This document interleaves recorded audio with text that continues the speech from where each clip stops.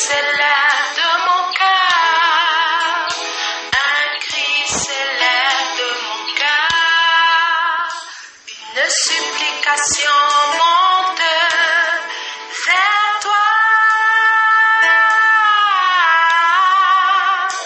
un désir s'élève de mon cœur, un cri s'élève de mon cœur, une supplication monte vers toi. Je veux vivre, incarne-moi un cœur nouveau. Je veux vivre, dépouille-moi de ce que je suis. Je veux vivre, oh Seigneur, c'est mon désir. Mets en moi la semence de vie. Mets en moi la semence de vie. Mets en moi la semence de vie.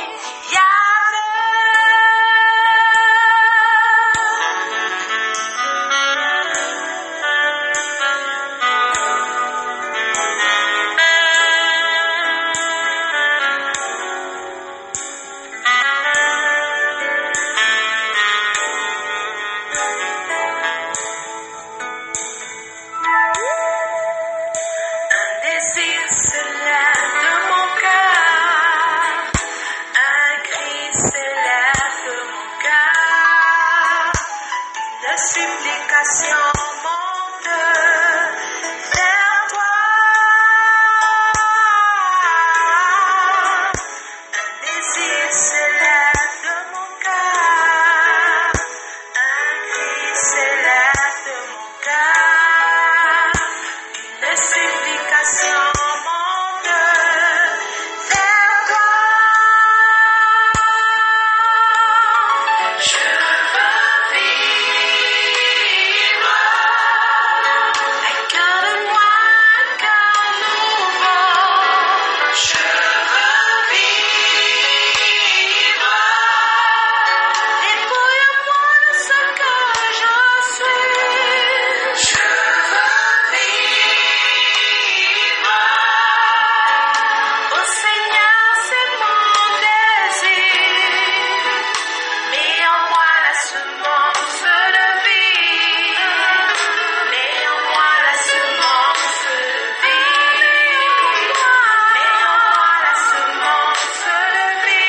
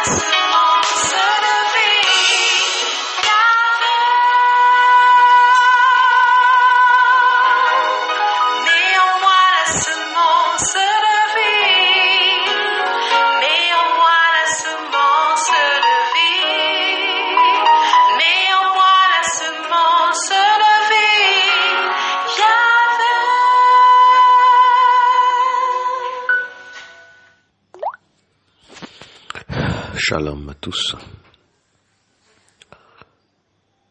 Que la faveur du Très-Haut repose sur nous tous. C'est avec un réel plaisir que nous nous retrouvons encore aujourd'hui pour continuer dans le cadre de notre étude méditons ensemble. En ces temps très délicats, où tout peut basculer à tout moment,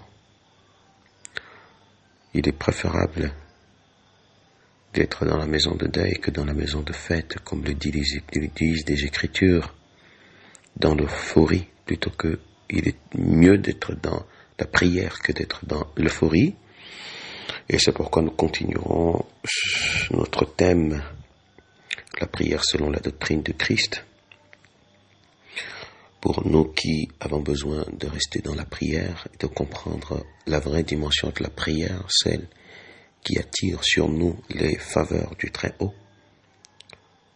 Car en ces temps, c'est bien de lui que nous avons besoin. Toute la création a besoin de lui. Alors donc nous évoluerons et nous allons vers la conclusion de ce thème, parce que nous aborderons un autre thème tout aussi intéressant et fondamental que celui que nous sommes en train pratiquement de clore. Alors je voudrais nous inviter, c'est toujours dans le cadre de la clarification pour comprendre vraiment qu'est-ce que Dieu veut que nous lui demandions, comment voudrait que nous puissions lui l'approcher et quelles sont les prières qui peuvent s'avérer extrêmement dangereuses pour nous. Et c'est toujours dans cette dynamique que nous allons prendre 2 ou 3 portions des Écritures pour notre instruction encore en ce jour. Alors nous allons relire ce passage que nous avons déjà lu, Colossiens chapitre 3 du verset 1 à 3. Je lis dans la version du Semeur, verset 1. Colossiens, l'épître de Paul aux Colossiens, chapitre 3 du verset 1 à 3. Mais vous êtes aussi ressuscités avec le Christ. Recherchez donc les réalités d'en haut, là où se trouve le Christ, qui siège à la droite de Dieu. De toute votre pensée, tendez vers les réalités d'en haut, et non vers celles qui appartiennent à la terre. Car vous êtes morts, et votre vie est cachée avec le Christ en Dieu. La version du second introduit ce chapitre dans le verset en disant « Si vous êtes donc ressuscités avec Christ, cherchez les choses d'en haut, où Christ est assis à la droite de Dieu. » Donc, et en réalité, comme je vous le disais, ces instructions ne concernent que des esprits régénérés. Et la foi, justement, concerne des esprits régénérés. Parce que le langage spirituel qui concerne la doctrine du Christ est une folie pour celui qui n'est pas régénéré. Parce que l'homme terrestre comprend les choses célestes selon son monde terrestre. Et l'homme céleste comprend les choses célestes selon son monde. Comme nous l'avons vu dans 1 Corinthiens 15, au verset 48, tel est le terrestre, tels sont les terrestres. Il y a donc la prière des terrestres, il y a donc la prière des célestes. Tel est le céleste, tel est le terrestre, tels sont les terrestres. Tel est le céleste, tels sont les célestes. Le céleste renvoie au Christ et sa doctrine. Et ainsi, ceux qui marchent dans ses voies doivent prier comme il a prié, parce qu'il a montré le modèle exemple, vivre comme il a vécu, et vont régner comme il règne d'ailleurs. Donc, l'apôtre Paul dit, si donc vous êtes ressuscités avec Christ, cherchez les choses d'en haut. Recherchez donc les réalités d'en haut.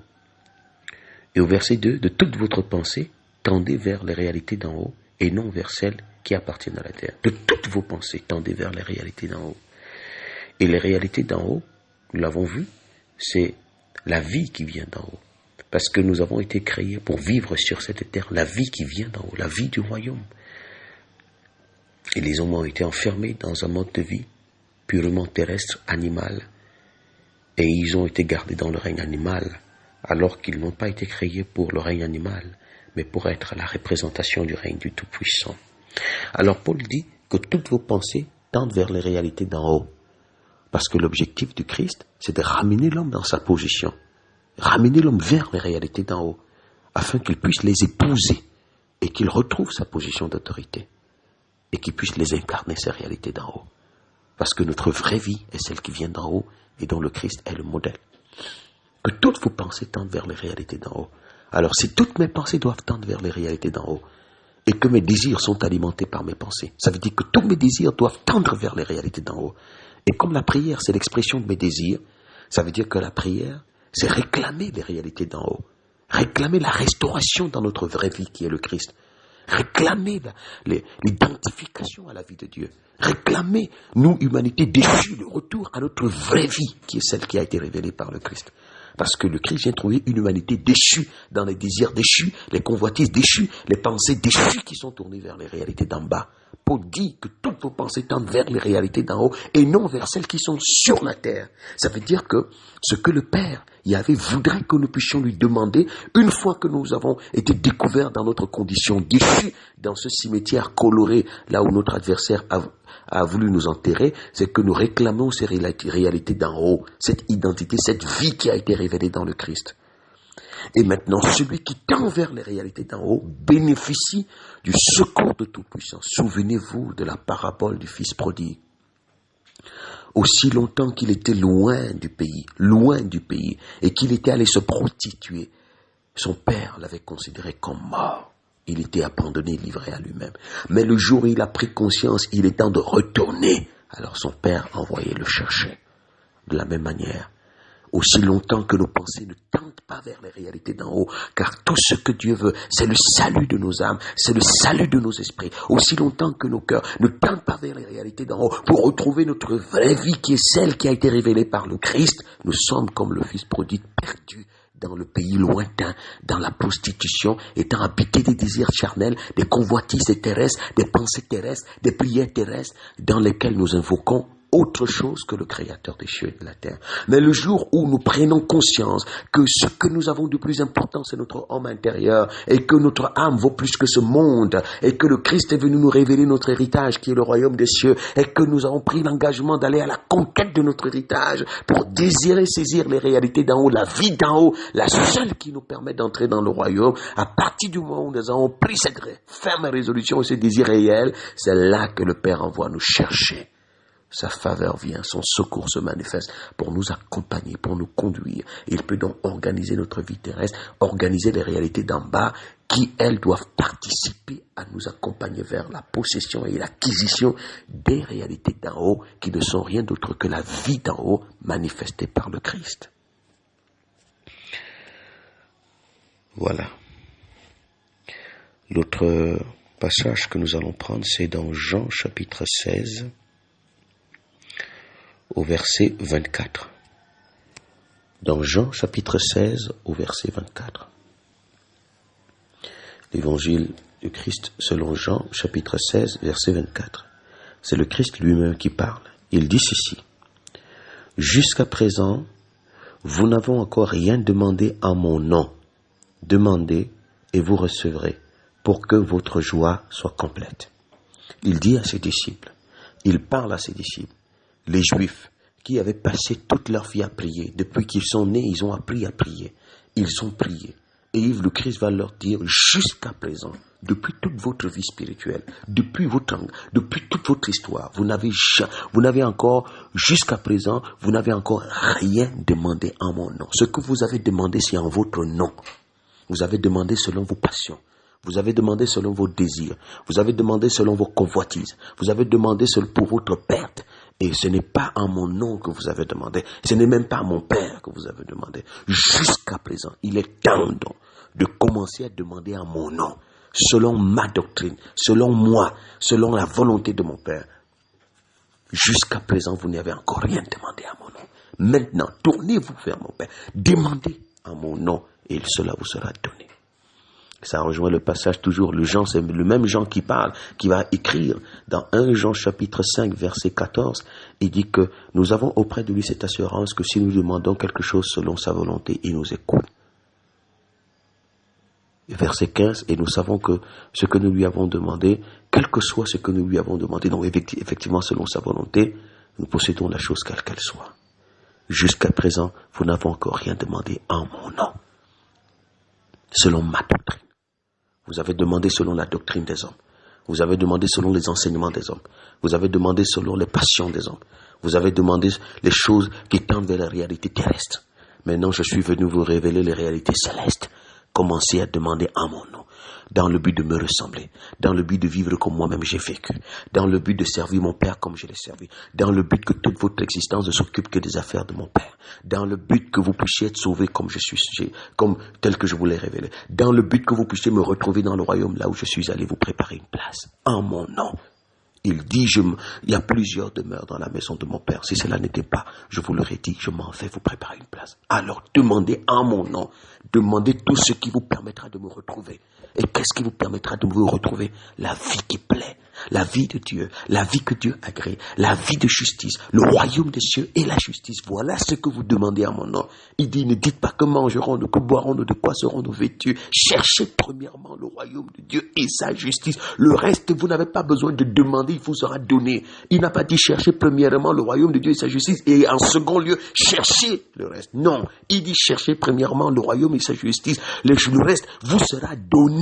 Ça veut dire que Yahvé voudrait que nous puissions lui demander les réalités d'en haut pour pouvoir vivre la vie d'en haut, pour pouvoir faire sa volonté, manifester son identité sur cette terre, manifester l'identité du royaume sur la terre, cette identité dans laquelle Dieu se trouve, cette identité dans laquelle se trouve notre sécurité, cette identité dans laquelle se trouve notre joie, cette identité dans laquelle se trouve notre histoire. Et il y avait lui, il va s'occuper d'organiser les réalités d'en bas pour qu'elles nous accompagnent vers la conquête du royaume.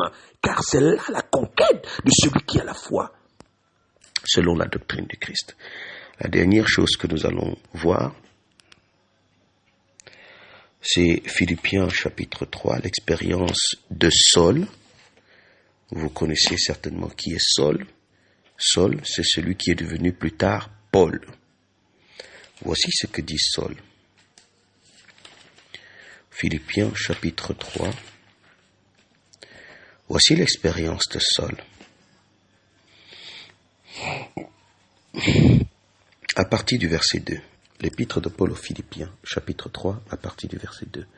Verset 2. Prenez garde aux mauvais ouvriers, à ces hommes ignobles qui vous poussent à mutiler votre corps. Verset 3. En réalité, c'est nous qui sommes circoncis de la vraie circoncision, puisque nous rendons notre culte à Dieu par son esprit, et que nous mettons toute notre fierté en Jésus-Christ, au lieu de placer notre confiance dans ce que l'homme produit par lui-même. Verset 4. Et pourtant, je pourrais moi aussi placer ma confiance dans ce qui vient de l'homme. Si quelqu'un croit pouvoir se confier en ce qui vient de l'homme, je le puis bien davantage. 5. J'ai été circoncis le 8e jour.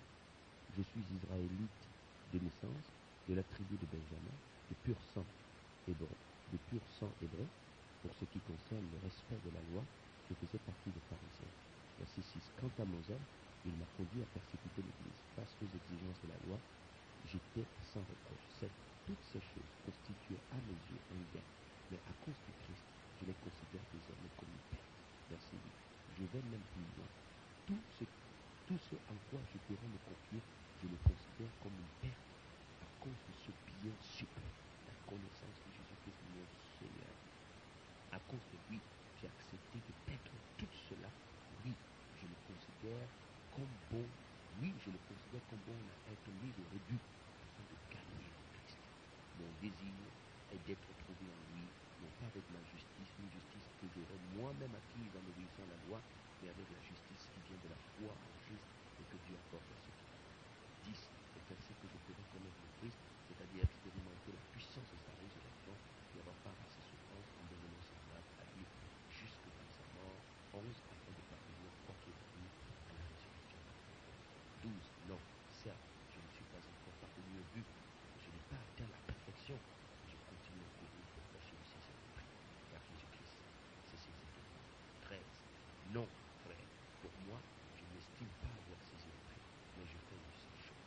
Oublions ce qui est derrière moi et tendant toute mon énergie vers ce qui est devant moi. 14. Pour poursuivre la course, pour remporter le prix attaché à l'appel que Dieu a adressé du haut du ciel.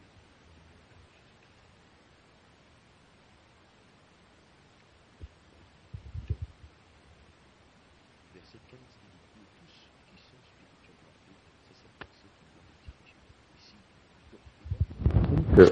L'apôtre Paul qui était Saul avant, il était un pharisien. C'était un monsieur, que ce soit socialement ou que ce soit spirituellement, nanti. Un monsieur qui était pétri de connaissances spirituelles, pétri de connaissances intellectuelles, et c'était un homme qui avait une certaine renommée. Paul dit très bien que Saul, qui était Saul d'ailleurs, par rapport aux exigences de la loi, il était irréprochable. Paul avait une vie morale assez réglée, très réglée, bien réglée. Et donc tout ceci lui donnait franchement l'illusion qu'il était un vrai serviteur de Dieu, qu'il était bien établi dans la connaissance de la vérité. Paul va faire l'expérience extrêmement douloureuse, mais glorieuse, de rencontrer le vrai Christ. Et quand Paul va faire cette expérience, il va découvrir qu'il était mort. Il va réaliser, mais que pendant qu'il avait une apparence de piété extérieure, l'intérieur était totalement mort, gouverné par l'identité de Satan. Saul, quand il va découvrir le Christ, l'expression visible des réalités d'en haut, il va comprendre qu'il a été un prisonnier que Satan a gardé dans une prison colorée, en le trompant qu'il est ce qu'il n'est pas, en lui donnant l'impression qu'il est un homme spirituel alors qu'il n'était qu'un pur charnel. Paul va découvrir dans le Christ sa vraie nudité. Et il va considérer, il dit toutes ces choses qui étaient pour moi un gain, je les ai considérées comme une perte à cause de ce bien suprême, le Christ. Il dit que, je vais plus loin, je considère tout comme de la boue afin de gagner Christ. Parce que désormais, Christ est ma conquête, Christ est ma passion, Christ est mon obsession, Christ est mon ambition, Christ est le projet de ma vie. Je veux lui ressembler, je veux épouser son identité, je veux vivre comme il a vécu, parce que c'est lui ma conquête. Si je gagne Christ, je gagne l'éternité. Et comme je veux l'éternité, je dois gagner Christ. Je dois vivre comme il a vécu. Voilà la conquête de Paul. Il dit, je considère toutes ces choses desquelles je tirais une fierté comme de la boue. Ça veut dire que Paul, à partir de cet instant, quand il prie pour demander à Dieu, ce qu'il lui demande, c'est le Christ. Je veux Christ, je veux lui ressembler, je veux porter sa nature, je veux avoir son cœur, je veux avoir sa vie, comme lui-même. Injurié ne répondait pas par les juges, je veux faire de même. Comme il a aimé ses ennemis, je veux aimer mes ennemis. Comme il a été passionné pour toi, je vais être passionné pour toi. Comme il a donné sa vie pour les autres, je vais donner ma vie pour les autres. Comme il a vécu dans la sainteté, je vais vivre dans la sainteté. Christ est ma vie. Mourir est un gain, mais un gain. Philippiens 1, verset 21. Il dit, toutes ces choses, je les considère comme de la boue. Figurez-vous que la conquête de la foi de Paul, c'est le Christ. Mon bien suprême que je veux gagner, c'est le Christ. En vue du salut éternel, le Christ. Oui, parce que Dieu a tant aimé le monde qu'il a donné le Christ pour que le Christ devienne notre conquête. Est-ce que c'est le cas? Mais on ne s'en soucie pas, mais on prie Dieu pour demander leur l'argent. Mais ce qu'il a donné par amour pour nous sauver, on ne s'en soucie pas. Mais toutes nos prières tendent vers les réalités d'en bas. C'est pas le Fils de Dieu, ça, c'est le Fils d'un autre. Et donc, Paul, la foi, la conquête de la foi de Paul, c'est le Christ. Et la prière d'une telle foi, c'est le Christ. L'incarnation des réalités d'en haut. Vous pensez que Paul pouvait prier pour la boue? Il priait pour demander la conformité au Christ. Il priait pour demander sa vraie vie qui est le Christ, parce qu'il a compris qu'il n'est pas dans sa vraie vie. Sa vraie vie, c'est le Christ. Il réclamait le royaume, la justice du royaume, c'est le Christ. Parce qu'il a compris qu'il a été prédestiné à devenir semblable à l'image du Christ. Il dit la boue. Mais c'est cette boue que Paul considère comme la boue qui constitue l'objet des prières et des jeûnes qui sont élevés sur la terre par une humanité qui révèle par laquelle elle est déchue. On jeûne, on prie pour ce que Paul a considéré comme la boue. Il dit, à cause de l'excellence de la connaissance du Christ, j'ai découvert qui il est, j'ai compris sa doctrine, j'ai cessé de me laisser enfermer dans la prison. Je vais à la conquête du plus grand, le royaume des cieux. Et c'est ça, ma passion désormais. Toute chose, je considère comme de la boue. Je râle que toute chose se réduit simplement à l'accompagnement. Pour moi, l'essentiel, c'est le Christ. Voilà la foi de Paul. Et voilà la prière de Paul. Voilà les supplications de Paul. Le Christ.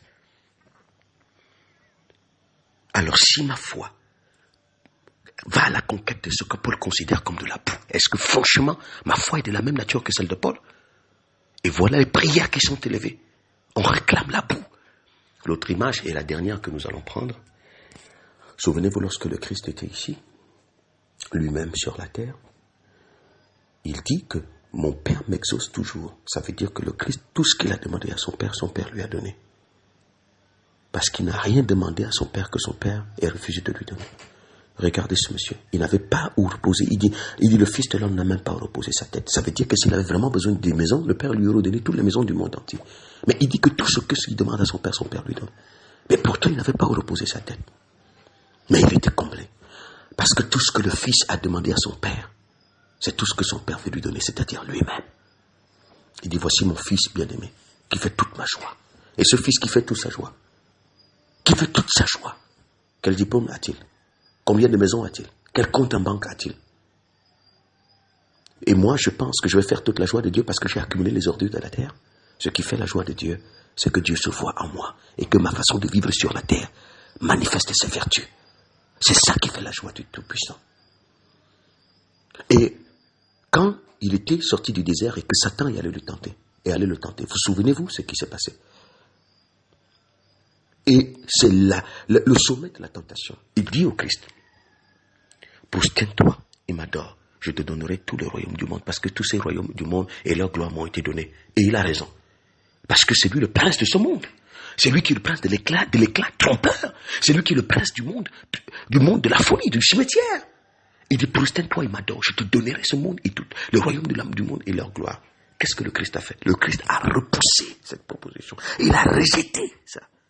C'est-à-dire, tu donnerais l'ensemble de tous les visas, l'ensemble des maisons, l'ensemble des promotions sociales, l'ensemble des diplômes, l'ensemble de tout là. Pousse-toi et m'adore. Il a dit non. Tu ne feras de culte à un seul Yahvé. Et le Christ a repoussé. Figurez-vous que c'est ce que le Christ a repoussé, que les gens se mettent à genoux dans la prière pour dire qu'ils prient, et ils réclament ce que le Christ a repoussé. Et on dit Christ en moi. C'est-à-dire que ce que Christ a rejeté, quand il vient en moi, c'est là qu'il se rend compte que cela est bon. Il faut qu'il demande ça à Dieu. Parce qu'il se rend compte qu'il s'est trompé, il aurait dû prendre comme Satan lui a demandé. Et c'est parce que si Christ est en moi, ce n'est plus moi qui prie, c'est lui qui prie en moi. Et Christ qui a rejeté, il va venir en moi prier pour réclamer ce que lui il a rejeté quand il n'était pas moi. C'est le faux Christ, ce n'est pas le vrai. Le vrai réclame le royaume des cieux et sa justice. Et c'est ce que le vrai a réclamé. Et le Père a fait participer toute la réalité terrestre pour accompagner son ministère céleste. Il dit à ses disciples, si vous voulez être mes disciples, je ne parle pas à tout le monde, mes disciples, ne faites pas comme les païens. Ce sont eux qui se cherchent ces choses, les choses d'en bas. Vous, allez à la conquête du royaume. C'est ce que je suis venu vous révéler. Mon royaume, il n'est pas de ce monde. Il n'est point d'ici pas. Allez à la conquête du royaume. Ne vous inquiétez pas. Le Père va organiser votre vie terrestre. Il va choisir tous les détails. Si vous devez vous marier, il va permettre que ce soit un mariage qui participe à vous accompagner dans le royaume. S'il permet que vous ayez une activité, il va permettre que cette activité participe à vous accompagner dans le royaume. S'il vous permet que vous puissiez avoir une chaussure, il va veiller à ce que cette chaussure vous participe à vous accompagner dans le royaume. S'il permet que vous puissiez avoir quoi que ce soit sur cette terre, ou que vous n'ayez pas, il permettra que toutes les réalités participent à votre salut. Si vous n'êtes pas dans cette conquête, tout ce que vous allez faire va vous éloigner de la vie. Et c'est chacun qui doit se poser la question. Mon travail me rapproche de Dieu ou m'éloigne de lui? Mon mariage, est-ce que ça me rapproche du salut, de la purification de mon être, ou est en train de me distraire pour m'éloigner de lui? Mes enfants, est-ce que c'est en train de m'amener vraiment à ressembler au Christ, ou ça me dévoile davantage une attitude colérique, méchante? Est-ce que ma maison, ça me rappelle ma voiture? Posons-nous des questions, chaque détail de la vie, pour voir vraiment quelle est notre orientation. Parce que quand quelqu'un est à la conquête du royaume, Yahvé organise ta vie terrestre pour que tout sur la terre t'accompagne vers ton héritage éternel. C'est ça, la puissance et le miracle de la foi et de la prière en son nom. Et de la prière selon la doctrine du Christ. La prière des esprits réveillés, régénérés, qui ont compris que le plus important, c'est ce qui est en haut. Parce que si vous réclamez ce qui est en haut, même Satan devient un instrument de votre élévation vers l'héritage d'en haut. Car il est dit, lorsque l'Éternel approuve la voix d'un homme et dispose favorablement à son égard, même ses ennemis. Si on dit même, ça veut dire tout, même l'ennemi. Ce sont ces secrets qu'il faut connaître. Alors, vous qui écoutez, si c'est selon la doctrine du Christ, si c'est en son nom que vous devez, parce que jusqu'à présent, vous n'avez encore rien demandé, en son nom, tournons-nous vers le Créateur. Reconnaissons notre pauvreté spirituelle, reconnaissons notre misère, et reconnaissons notre malheur. Soyons honnêtes et vrais. Et disons, Seigneur, viens à mon secours. Je suis prisonnier des réalités d'en bas. Et mon cœur est rempli de ces choses. Je veux te connaître, connaître le Christ. Et comme Paul, considérer toutes choses comme de la boue, pour ne pas mériter toute ma dévotion, et que toute ma dévotion tende vers toi, afin de gagner Christ, et que ma vie soit la révélation de la sienne, afin que je puisse hériter le royaume des cieux. Père, et qu'ainsi ta miséricorde s'étende sur tous ceux qui tournent les regards vers toi, reconnaissant leur misère, et t'invoquent. Seigneur, inspiré de la doctrine de ton Fils, car tu es fidèle. Amen. Shalom.